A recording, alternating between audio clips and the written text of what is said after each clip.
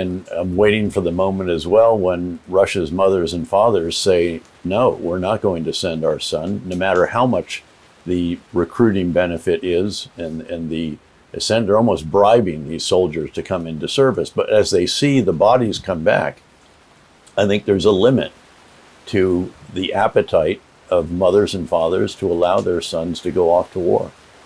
Do you feel that this could backfire against Putin's regime? At a certain point, yes.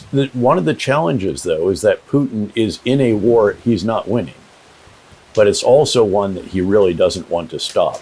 He has aroused emotions in Russia, very, very nationalistic emotions, and to stop without achieving at least some of the aims for which all these Russians have died could be seen by some in the country as a bit of a betrayal. Welcome to our program, General Petraeus. Good to be with you again, Daniel. Thanks.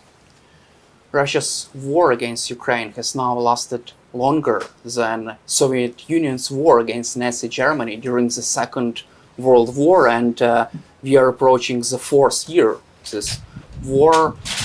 What does this tell you, and what is your general assessment situation on the ground and at the negotiating table? Well, what it tells me is that the Russians are trying to convey an impression, at least, that they can outsuffer the Ukrainians, the Europeans, and the Americans. And I think it's incumbent on all of us to help the Ukrainians ensure that that is not actually fact. And in fact, it's stunning the losses that Ukraine has inflicted on Russia. Russia has now taken well over 1.2 million killed and wounded, which is more than the entire U.S. military sustained in all of World War II. These are just, they're almost incomprehensible to somebody who, in 5 combat commands as a general officer alone, wrote letters of condolence to America's mothers and fathers almost every single night of those combat tours. I don't know how they can grasp this or grapple with it, except that I don't think they care about their soldiers. And they're grinding them into the ground. As you know, tanks and infantry fighting vehicles can't survive on this battlefield anymore thanks to Ukrainian innovation. So now it's a handful of Russian soldiers, maybe with a couple of Russian drones over top of them, rushing across the street or on an electric scooter or something like that, trying to just take a few more centimeters of sacred Ukrainian territory. And the Ukrainian forces are absolutely making them pay an extraordinary price. Ukraine now also is extending the fight into the Russian Federation, just the way it did on the Black Sea, where, of course, the Russian aerial drones found it, where, of course, Ukrainian drones found the Russian ships, and then maritime drones sank them, and they pushed the entire fleet into a port as far from Ukraine as it can get. And in terms of going into the Russian Federation, there is now the Flamingo cruise missile made by Ukraine. It's starting to ramp up in production. A couple were used the other night, reportedly, and they're going to have a devastating impact on the Russian facilities for the Russian facilities for refineries and fuel storage. So again, the price the Russians are paying is extraordinary, but obviously the difficulties, the hardship for Ukrainian citizens are enormous. I was just there last week, and even though it warmed up somewhat, it was still very, very cold. The winter is reportedly the worst in recent memory. And of course, Russia is trying very systematically to turn out the lights and turn off the heat. And as of last count that I heard, the mayor of Kyiv said there were somewhere around 2,400 high-rise apartments still without heat. So again, the challenges for the Ukrainian people are enormous, but so is the resilience. It really brings to mind the attitude of the British in London during the Blitz of World War II by the Germans. So what you have now is a situation where Russia is paying an increasingly high price. My understanding is that as many Russians were killed and wounded last month as were recruited. This is not sustainable. The Russian economy is in a very difficult situation. They'll run out of the money in the National Welfare Fund this year. That's what's enabling the continued military production. India is going to buy less oil. It's part of the tariff deal with the United States.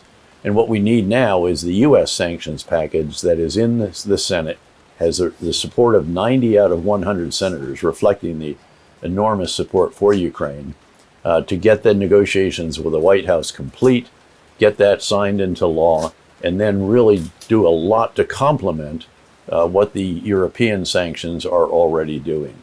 That's the way to put pressure on Vladimir Putin and to bring him to the point where he recognizes that he actually needs a cessation of hostilities, even more than perhaps Ukraine does.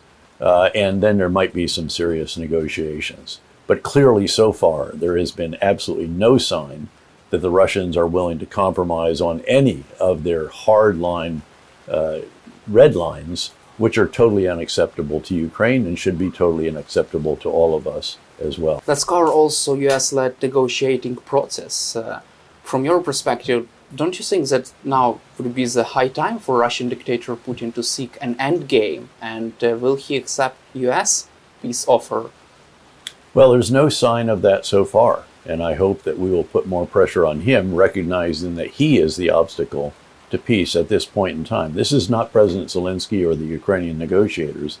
They've shown a surprising amount of flexibility, if you will, while still ensuring the security needs of Ukraine in the wake of a cessation of hostilities.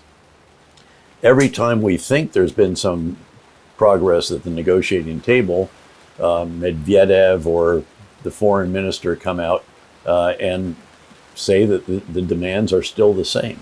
And again, those cannot be acceptable to Ukraine. You just mentioned about this over-optimistic statements from US officials. Don't you think that they just misread Vladimir Putin and his regime? Well, I think at times negotiators speak in what might be termed aspirational terms, not just the exact terms. And in some cases, you can back an opponent into a corner by what you say, and they have to sort of then follow suit. It just doesn't work with Vladimir Putin, unfortunately. Let's move and focus more on the state of Russian economy and his regime right now, because Russian oil prices have fallen to the lowest levels, not only since the beginning of full-scale war, since the pandemic, and also Russian revenue from oil sales has dropped to a 5-year low, according to Bloomberg's calculations. And it's going to go lower because the Indians are not going to buy as much. They were, I believe, the largest purchaser of crude oil, maybe second only to China. And they are going to reduce quite substantially how much they are buying, because that was part of the deal with President Trump on the tariffs that were reduced most recently. But would this be enough to force Vladimir Putin to a ceasefire at least? Because now we are nearing 4th anniversary of this brutal war. I don't know that that alone will be enough, but that plus European and American sanctions in the UK and others, that plus Russia running out of money in its national welfare fund, that plus the damage and destruction to Russia's energy resources that are fueling the war, all of that together, I think, could get Putin to the point where he realizes that he needs a cessation of hostilities, not just Ukraine. You also mentioned about these casualties, Russian casualties. It's now important topic because Russian casualties reached a new record high in December last year. Roughly 35,000 troops were killed and wounded. In January, according to Bloomberg, Russia sustained about 9 times more battlefield casualties than it was able to replenish. For how long can they sustain this campaign in Ukraine? I think there are limits to how long they can sustain the campaign, and I'm waiting for the moment as well when Russia's mothers and fathers say, no, we're not going to send our son, no matter how much the recruiting benefit is, and they're almost bribing these soldiers to come into service. But as they see the bodies come back, I think there's a limit to the appetite of mothers and fathers to allow their sons to go off to war. Do you feel that this could backfire against Putin's regime? At a certain point, yes. One of the challenges, though, is that Putin is in a war he's not winning. But it's also one that he really doesn't want to stop. He has aroused emotions in Russia, very, very nationalistic emotions, and to stop without achieving at least some of the aims for which all these Russians have died could be seen by some in the country as a bit of a betrayal. Let's cover also the new strategy of Ukraine and newly appointed defense minister Mikhailo Fedorov.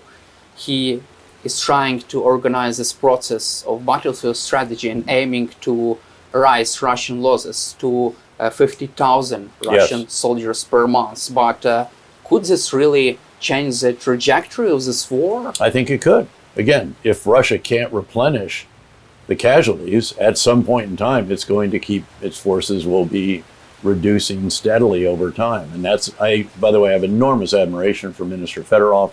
I knew him, of course, when he was the Minister of Digital Innovation and a bit of a rock star, at least to some of us who saw what he was leading and had so much admiration for it.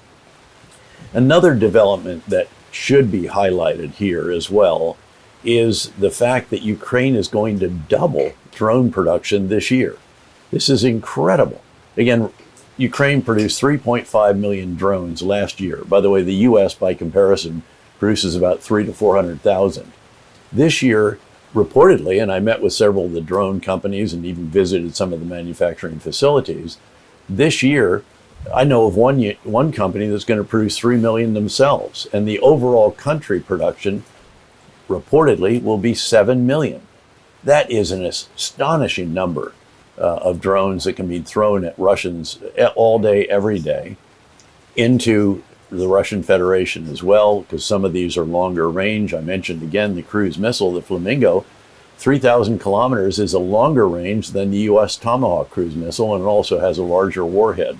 So all of these developments in what is becoming the arsenal of democracy, in the way that the United States was the arsenal of democracy for World War II. And by the way, when the guns fall silent, this arsenal of democracy is going to rearm and arm Europe with the weapons they really need, as opposed to more of what they already have. Even in the United States, where there's big concern about police forces using DJI drones from China, who's going to replace those? Again, companies from Ukraine can absolutely do that. So there's a lot of very, very impressive developments ongoing, even as there is this very, very serious hardship being endured by the Ukrainian people. Still the challenges of those in the front lines, without question. I'm going to be back there, in fact, at the end of March and early April.